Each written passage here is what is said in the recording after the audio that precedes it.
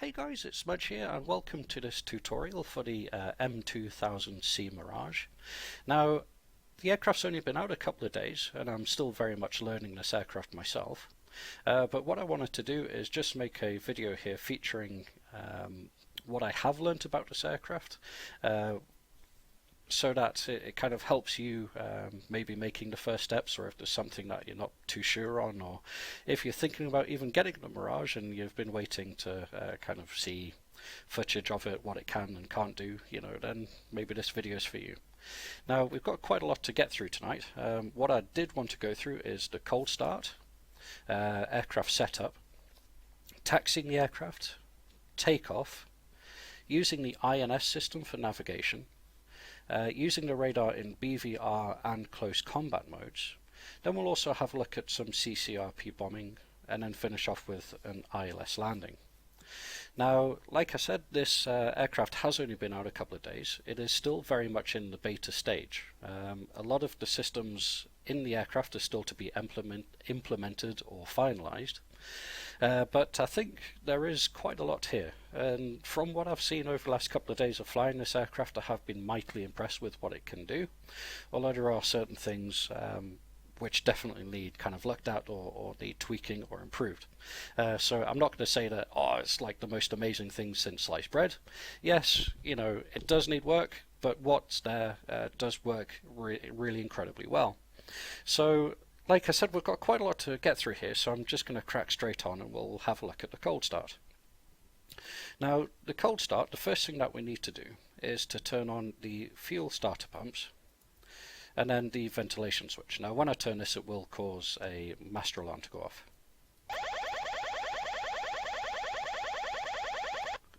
So that's the master alarm, and sorry about that. So to clear the master alarm, what we do is that we hit that button there, which is the master caution button, and then that shuts that up. Now, the next step is to actually start the engine. So what we do with that is that we open up the engine start cover, we press and hold the engine start switch for a couple of seconds, and then if we have a look at the N1 gauge, you can see that that's starting to advance. At this stage, we can also turn on the battery. Now, as you can see, the N1 stops at 11, it doesn't go any further than that. What you need to do there is just advance the throttle slightly, and then the engine will continue to crank. Now, there will be another alarm, and then we clear the alarm by turning on the aircraft alternators. Now, on the Christmas tree, or the aircraft warning panel, there's still one more light on, which is Hide S.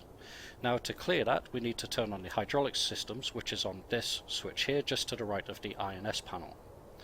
And then that's the aircraft pretty much good to go.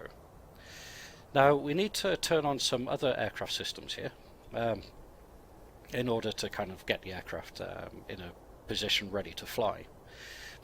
Now, one other thing you can do, which I didn't do on the startup, is actually turn on the aircraft's handbrake, which is here. The aircraft does roll forward slightly on the aircraft surge, but you can just tap your toe brakes in order to stop that from happening. So again, just to make you aware of that. And now at this point we close the engine start cover and then we turn off the fuel starter pumps, but the rest of the switches there remain the same.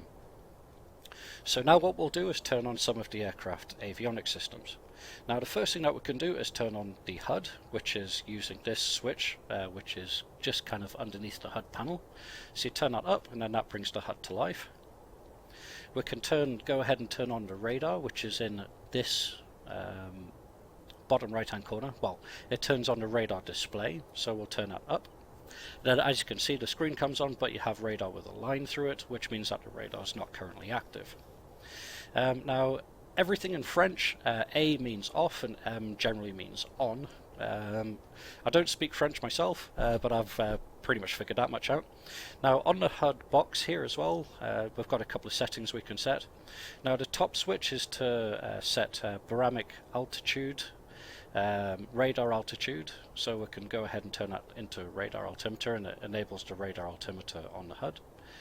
And then we can go ahead and activate the radar altimeter with the bottom switch there. And then, as you can see, we're currently minus 27 feet. Awesome. Now, other things we can do is go ahead and turn on the INS system. Oops, excuse my track error here. So the INS, or inertial navigation, is on this box and panel here. we go ahead and switch that on by turning this rotator knob here. Now on the manual, the first thing to do is to put it into align mode, and on the right hand knob here you can turn that into STS for status, but it's currently not implemented on the INS alignment. You can sit here all day, but the INS just simply won't align. So what we can go and do is go ahead and put this straight into navigation mode, and then we'll return the status back into normal. Now on the INS panel there is several modes that you can cycle through showing coordinates. So that's lat long coordinates, and then other information about your altitude, like target altitude, height, ground height. But this is the main one that I like, which shows our bearing to target and range to target. So that's for waypoint 2. And then you can cycle through and take a look at all of your headings there. Now alternatively, the INS links up with the HSI, or the heading HSI. I forget what that's called, I'm having a complete blank moment. Now the HSI does have several modes that you can cycle through, but if we put that into CNAV, or the first mode there, then when you cycle through your waypoints using the waypoint indicator, you'll see that the thick needle will change to show the way to the waypoints that we've selected, and then the range will also indicate inside the HSI there as well. So we'll just set those where they need to be. Now what we can do at this point as well is put the radar into standby mode, and to do that there's a switch here with a kind of V on it. If the first setting is for warm-up, which again doesn't seem to have any sort of effect on the radar, I don't know if they will implement this. I'd hope that they do implement some sort of warm-up like with the MiG-21. The second step is SIL on the radar screen, or standby. And then the final step is on, which activates the radar. We can go ahead and turn on the aircraft lights, which are on this panel here. There's also refueling lights, taxi lights and landing lights, and police lights. I guess if you want to be a policeman, then that's the lights for you. Now other things we can do is activate our radios. So to activate the radios, turn this switch into POL plus G. Now this switch here is for presets, manuals and guard. Now if we have a look at excuse me, I'll just center off my tracker here. So if we look at this panel here, shows our current active frequencies on VHF and UHF. When it's on preset, we can cycle through the presets and it will show on the top row what the preset frequency is. Alternatively, you can move that into the M. So G is guard 243. If you move that up into M, and if we just look at our radio panel again, in M it loads up this toggle here, so you can put in whatever frequency you want to put in. Now I know that Kobiletti is on 133, so we can go ahead and dial in 133.0 there. If we have a look at the radio panel up here, it'll show that we're programmed into the frequency of 133, and then we can go ahead, contact Kobiletti ATC and request startup. Kobiletti, in field, 1-1, request startup. And with the radio switched on, we get a response. Okay, maybe should have done that first, but hey ho. Now, other things that we can do while we're on the ground, I like to do these sort of things while I'm on the ground before I set off, simply because I know they're done, is that we can turn on the jammer and the chaff and flare pods here, so you can turn those up. They have several different modes that you can move them into. Not entirely sure what all of them do, because again it doesn't state that much in the manual, but that turns on the RWR. And then it also turns on the chaff and flare and jammer box over here. Now other things we can do on this side is set the ILS. This is just for later on. Now the ILS for Kobiletti is 111.5, so we'll set that to 111.5. We'll go ahead and turn it on by having this side to M for on, and then this side to BD, which is for ILS. HG is for VOR. At least that's what I've found so far. So that's the aircraft pretty much set up to go. Now, to taxi out the aircraft, what we'll do is make sure that the handbrake's off. We'll request our taxi to In field. the 1-1. ATC. Request taxi to runway.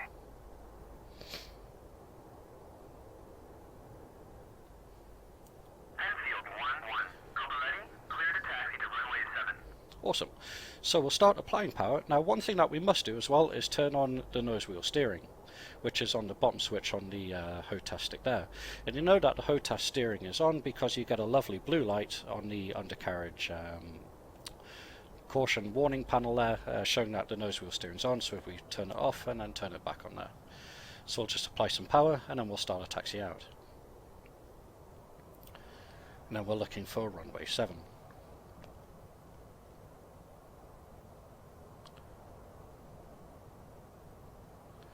So taxiing the aircraft is very straightforward. It has a very active nose wheel. It does turn quite sharply. Now in the manual it does state that you should taxi around 10 knots, no more than that. The nose wheel steering system does deactivate automatically at about 40 knots. So what we'll do here is fast forward till we get to the runway, just to cut down on the wait time. So we'll see you on the runway. Okay, so here we are. We're just by the runway. Now, one thing I did do on our way out to the runway is pull into the armament bay and then rearm. I loaded up a couple of 530Ds, a couple of Magic heat-seeker missiles, and 4 Mark 82 bombs. Now, one other thing, if you do a rearm, or if you load up on the ground before you get airborne, it has a certain effect on the fly-by-wire system. And now we can see this by the conf light on the Christmas tree or master warning panel. And what that means is that we have a configuration problem. Now, usually the aircraft is loaded up by the ground crew, and then the aircraft is programmed with its weights and armaments for the fly-by-wire system. Now, if we rearm on the fly, it causes this configuration problem. Now, the way to get rid of that warning is to turn off the G limiter. And then we turn it off, that clears off the master caution. Now, what the G limiter does is that the aircraft knows what its capabilities are depending on what's loaded up on board. So if you're carrying bombs and rockets and missiles and things like that, it'll generally limit the aircraft to about 5G. Now if you change the configuration, it doesn't know what's loaded up. It knows there's something there but not quite what it is, so it limits the aircraft. If you turn off the G limiter, it just tells the aircraft, I'll take care of it, you don't need to worry about it. So we'll go ahead, we'll take the active now. And then we'll request takeoff. Field 1-1. Request takeoff. Enfield 1-1. Cobra ready. You are cleared for takeoff when ready. Climb 300 at QFE 29.67. Okay, so the takeoff sequence is brakes on. We throttle up to about 100% and wait for stabilization. We then go into full afterburner and release brakes. Now as we get up to about 100 knots to 120 knots, we need to raise the aircraft until this line on the HUD matches up with the waterline. We then keep the aircraft in that position and the aircraft will naturally fly itself off the ground. So we'll go ahead and do this now. So we'll slowly crank up the engines to about 100%.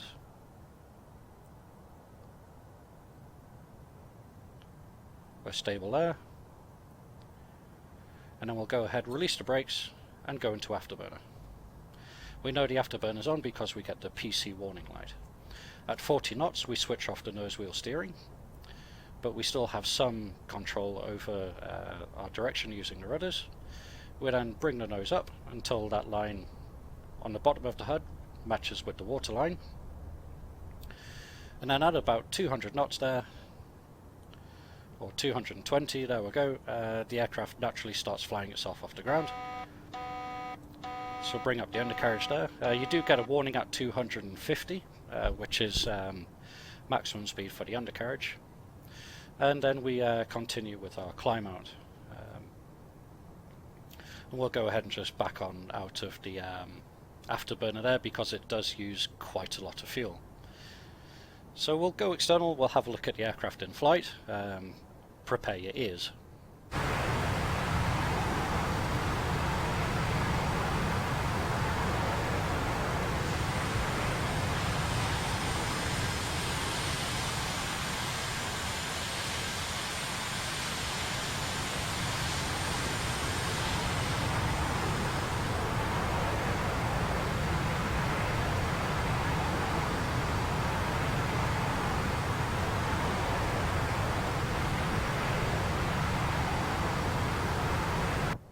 So overall, it is a mightily impressive aircraft. It is a beautiful aircraft to look at. So what we'll do is that we'll just select waypoint 3 there on our INS navigation panel. And then to line up with our waypoint, you have a triangle on top of the HUD which shows our direction to our indicated waypoint. And then there's an arrow there showing that we need to go up to get to our assigned altitude.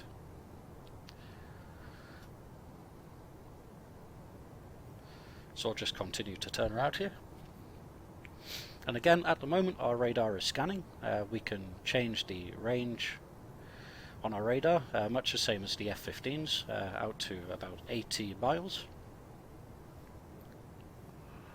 Now, talking about the aircraft's flight performance, it does fly by wire. In fact, I think I wanted waypoint 2, so we'll continue our turn here. So yes, it's a fly-by-wire system. Now, a lot of people have been saying that this aircraft is just on an SFM, or standard flight model, and I can absolutely assure you that that's not the case. This aircraft very much has an EFM, and if you turn off the fly-by-wire system, you'll very quickly learn that it is indeed an EFM, because the aircraft will try to kill you almost immediately. So here we go, we're on our assigned waypoint. And then we'll continue flying that direction with a slight climb. Now with the fly-by-wire system, the way it works is that you point the nose where you want the aircraft to go, and the aircraft will keep the nose pointing in that direction, and the aircraft will fly there. Unlike other aircraft, you don't need to kind of really worry about trim and other aspects like that. So on the radar here, we have a couple of contacts to our front. So using the TDS slew key, we can move our reticle about.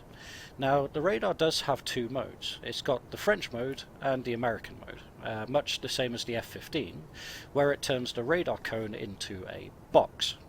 But personally I prefer the French mode, which is the cone mode, because it kind of gives you more of a representation of the cone out in front of the aircraft. So we can go ahead and lock up our first target in front of us here. Now the radar has three modes. It's got search, which we're in now. The first time you press lock, the radar goes into track while scan, and then when we go into track while scan, it starts giving us information about the target that we're locking up, as well as scanning for all of the other aircraft in the vicinity. So it gives us the designation of the aircraft that we're locking up, their speed and their altitude on top of the radar display. Now before we can launch a missile at it, you must go from track while scan into single target track. Because these are semi-active radar homing missiles, they must be in single target track in order to track the target. So I've just unlocked the target there, and then we've gone back into search. And then hopefully they should reacquire. So there we are. We've got them in front of us again, so we can go ahead and lock him up. In fact, we'll bring the radar in a bit closer, and then we'll lock him up again. So that's track while scan. Then we'll go into single target track, and then we get the icon on the HUD so that we can turn onto target. Now on the right hand side of the HUD, there is a distance to target gauge, as well as a missile minimum range and maximum range kind of engagement. Now the 530D, which is what we've armed up on our button down here, it's the semi-active radar homing missile, or this big fella down here. Now a couple of words on the 530D from my own experience. It has the endurance of a 30-stone asthmatic. It really doesn't fly very far, it doesn't fly very fast, and it doesn't track very well. and we'll try and implement that here with a maximum range launch. Now maximum range on this missile is about 7 miles if you want to hit your target. Now that does change depending on whether they're rear aspect or front aspect. Now a couple of bits of information on the HUD here as well. You've got your alpha, which shows what your kind of nose up angle is, as well as G, and I believe that's target speed. I'm not entirely sure. But again, we're flying towards our target here. We're at 11 miles. We can go ahead and shrink our radar range in there, so that's 10 miles. Now that's our maximum launch position there, and that's our effective launch position, and that's your minimum launch position down here. So we'll continue to fly towards target, and then we'll see if we can't gain a hit with the 530D, and then we'll go and switch into close air combat mode, and then we'll see if we can acquire our next target. So that's us at maximum range now, so we'll go ahead and then we'll fox.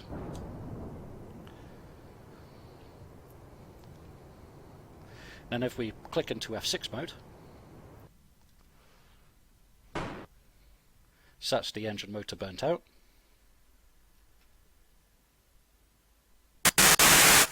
Sorry about the noise. And there's our target.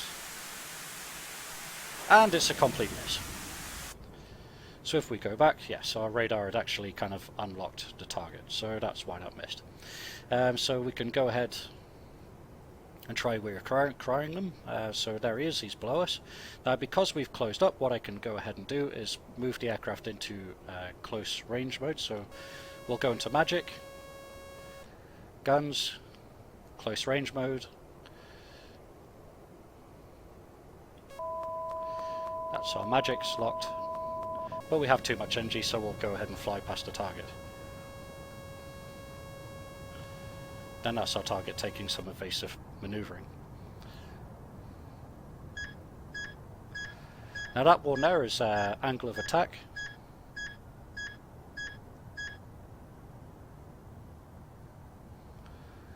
So we'll just go ahead up over the top.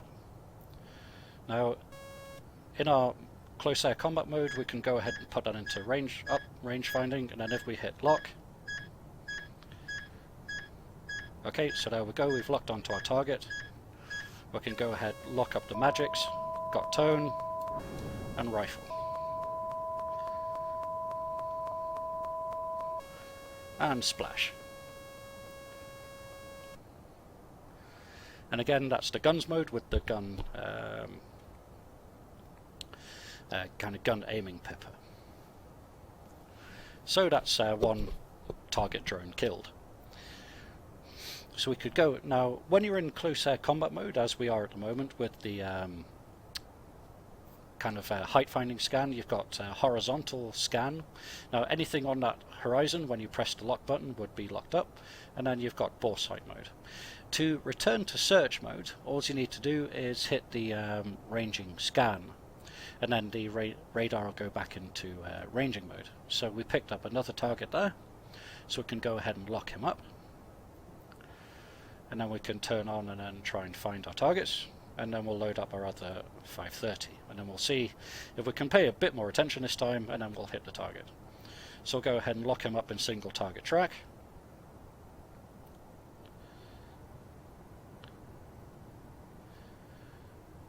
And then we'll start driving towards our quarry.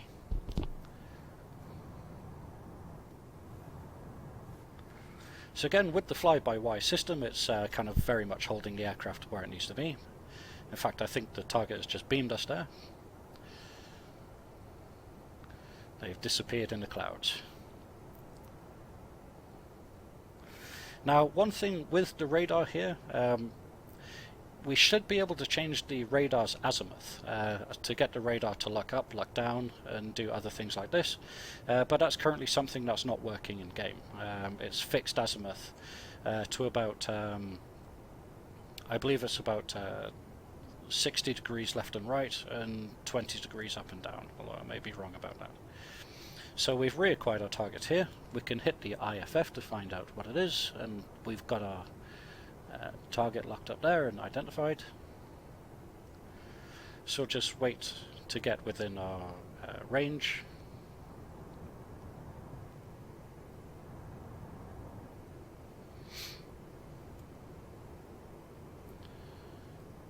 Okay, so that's us within our maximum range, which is about 7 miles. We'll wait for our effective range. Oops, our target seems to have beamed us again. Let's see if we can reacquire him here. Okay, there he is. We'll get him locked up. And then we'll fox.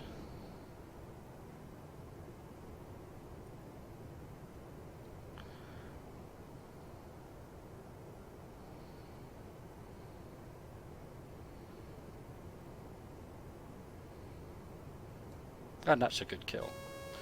But what we'll do is that we'll put another missile into his fireball just to make doubly sure, if we can get it to lock up.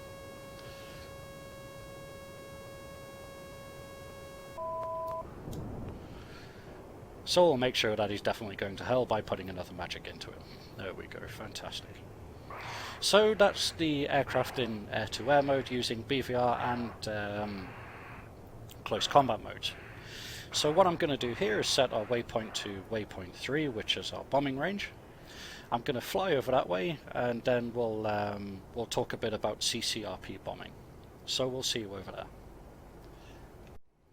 Okay, so we're starting to get towards our range now, so I wanted to start talking a little bit about bombing. Now, the bombs in the game are very much kind of place markers at the moment. Now, there's several bombs to choose from. There's the Mark 82, which is what I've got loaded up here. There's the Mark 82 Snake Eye, the Mark 20 BDU or cluster bomb, as well as GBU 12s. Now, the Mark 82, which is what we have here, is a CCRP only bomb. There is the Mark 82 Snake Eye, which is CCIP only.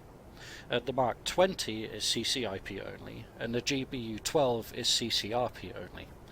Now, what we're going to do is have a talk about CCRP bombing.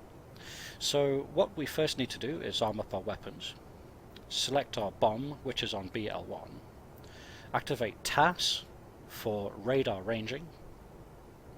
Now, we know that we're in CCRP mode because there is a diamond on top of our HUD. So if we go ahead and deactivate our autopilot a moment, what we need to do is start a descent towards the target area where we want to hit. Now, there's already a cross on the ground, which is our waypoint. So if you want to do IP bombing, that's where the bomb would hit. So what we go ahead and do is put our marker over what we want to hit radar lock. We then straighten out. The marker comes up. Then when it's in line with our bomb aiming reticle, we release the bomb. So if we go to F6 view now, our bomb is in freefall, and hopefully our bomb should land somewhere near a target. So we landed slightly long. Now, this is something that I have very much found with CCRP modes, is that it's not very accurate. And it does generally end up kind of bombing very long or very short. It's definitely not precise. Now, what this would be very good for is dropping laser guided bombs in slave mode. And what I mean by that is that if you have a JTAC or another asset in the area lasing a target, if you can drop a laser guided bomb within the vicinity, then hopefully it should pick up that laser and then guide towards an accurate hit. Now, CCRP bombing in this definitely isn't that accurate. There's definitely no way, that I found at least, that you would be able to bullseye a tank. Now, CCRP is very much depending on CCIP is very much dependent on pilot skill, so you can be more accurate with that. But this delivery is very much for dropping bombs in cooperation with a JTAC rather than trying to accurately hit a target yourself. So what we'll go ahead and do now is that we'll do one more pass. what I'll do is arm up or select all 4 bombs or 3 bombs I've got left to drop with a say 50 meter separation. So what I'll go ahead and do now is that we'll make our dive towards our target area, which is the bunker in the middle of the complex. We'll put our aiming reticle over the point. We'll lock the area so that our marker is over where we want. We'll go ahead and level out. That's the marker, so we press our bomb release. And if we hit F6,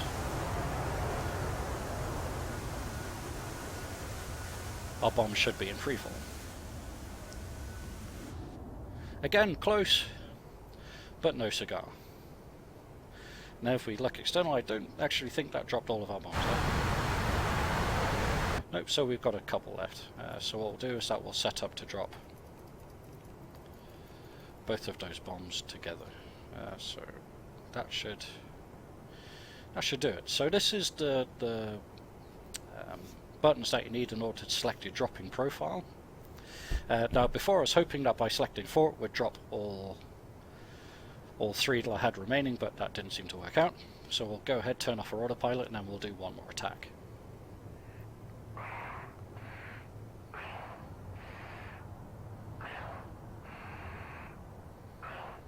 Again, got to be careful with how many G's we pull in our turn here, just simply because I don't want to end up ripping the bombs off the pylon on our way around. So we'll line up one more time just to go through it. It's very straightforward.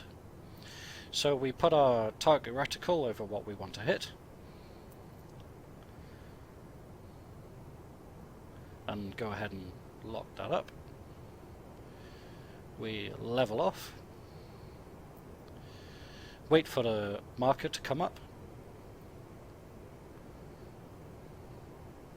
When it's in position, we go ahead and drop our bombs. Both came off that time.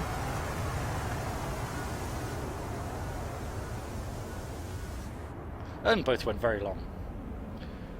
So again, not a very accurate method of bombing at all, but that's how we do CCRP bombing.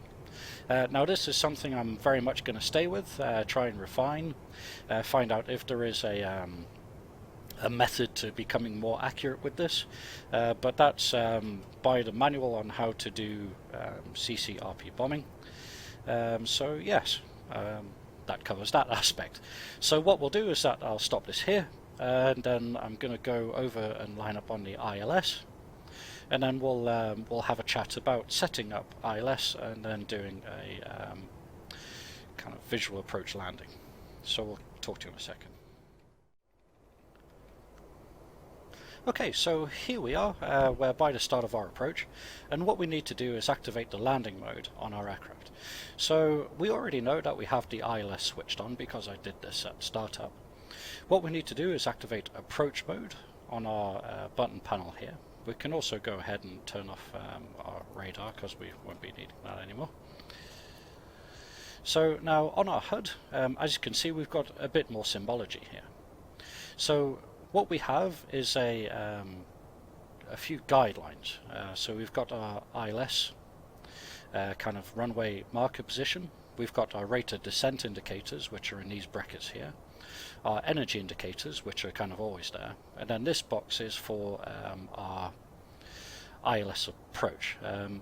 Now the perfect approach is when you get your virtual airplane pipper inside the box, and then get that lined up with the runway, and then you should be golden.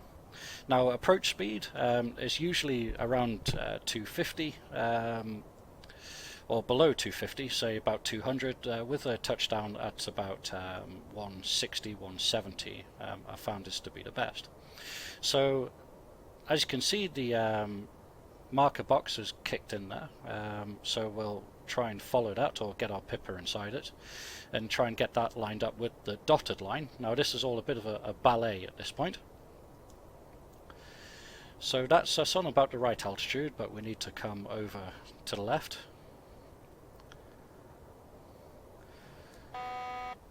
So that's our gear warning, so we'll put our gear down. Now as we start getting closer, because we have our runway selected and we have our ILS switched on, we should get a synthetic runway at about 10 miles.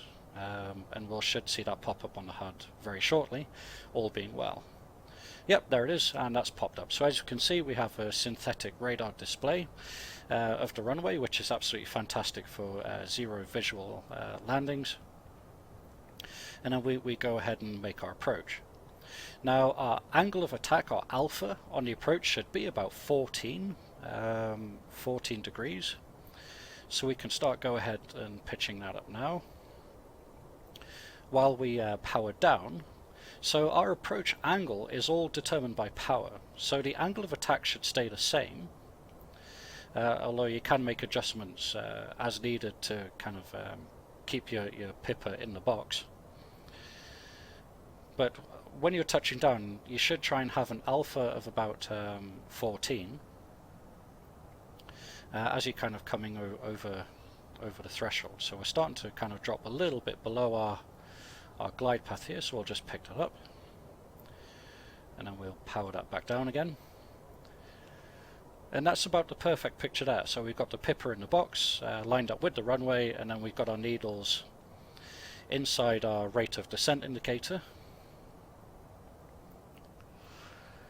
So that's us pretty much bang on the money. Now, being fly-by-wire, I'm not in fact touching the stick at the moment. All I'm doing is just managing the throttle for speed, and then the aircraft is kind of keeping that angle of attack, or alpha. Again, just very slight kind of corrections. That's all that you need, and then just flying the box, and the aircraft is pretty much doing this all itself. Now there is an approach hold autopilot, but that's not implemented yet. But once that's implemented, you'll pretty much just be able to sit back and let the aircraft do itself. Now we've got a flashing M up on the HUD, which means that we're over the marker, or outer marker. Just starting to climb a little bit high, but nothing really to worry about there, so we'll just cut back on the power just a touch. I'll bring us straight back down again. Now as you can see the synthetic runway quite clearly now, overprinting the actual runway. Slight stutter, that's because my computer is fantastic, and I do apologise about that. So again, just bring our angle up there slightly.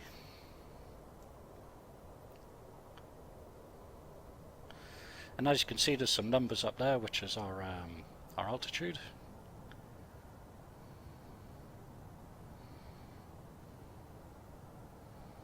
Then we'll just throttle down to a nice touchdown. Now when you touch down, you need to push the stick forward to get the nose down.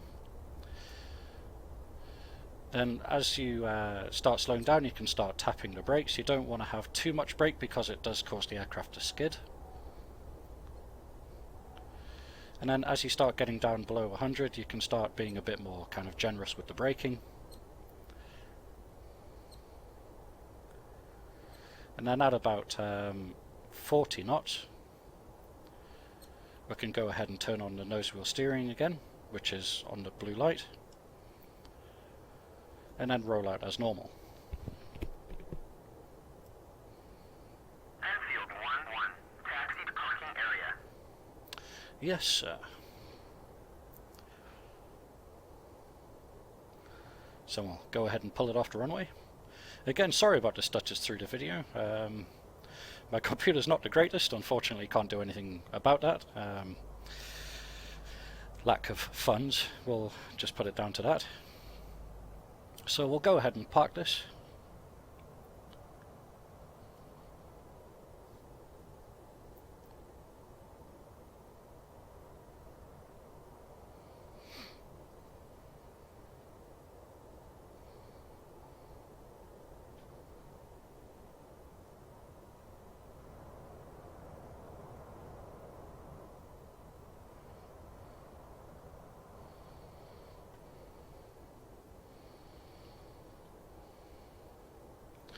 Okay, so I hope that you've learned something. I hope that you've enjoyed this.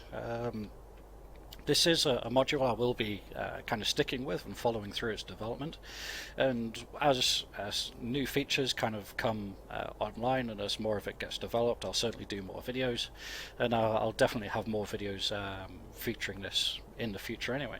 So like I said, I hope that you've enjoyed this. This is Smudge, and we'll see you next time.